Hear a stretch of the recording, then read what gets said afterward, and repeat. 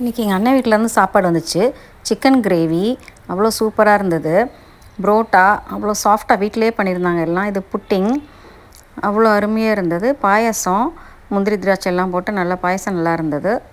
இடியாப்பம், இது வந்து ஜெல்லி வீட்டிலையே பண்ணது எல்லாமே. இதுவும் இனிப்பு இடியாப்பம், இது வந்து முட்டை புரோட்டா. அவ்வளோ அருமையாக எல்லாமே ரொம்ப நல்லா இருந்தது. எனக்கு ரொம்ப பிடிச்சிச்சு. இது ஒவ்வொன்றும் வந்து அவங்க வீட்டிலையே வந்து செஞ்சாங்க. அவங்களே எங்கள் அண்ணன் ஒய்ஃபே எல்லாமே அவங்களே தான் பார்த்து செஞ்சாங்க. எல்லாமே அவங்களுக்கு கற்றுக்கிட்டாங்க. எல்லா சமையலும் அவங்களுக்கு தெரியும். சிக்கன்லாம் அவ்வளோ சாஃப்டாக வேக வச்சுருக்காங்க நல்லா.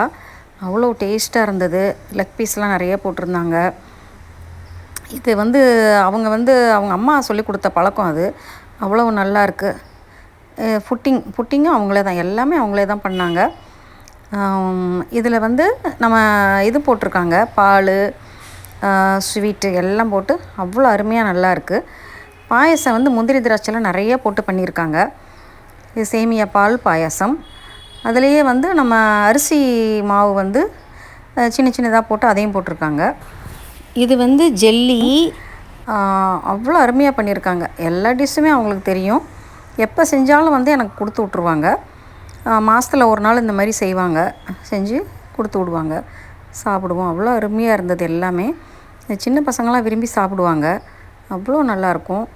நீங்களும் இதே மாதிரியே வீட்டில் செய்யலாம். கடையில் எதுவுமே நம்ம வாங்காமல், கடையிலலாம் சாக்ரீம் இதெல்லாம் போடுவாங்க.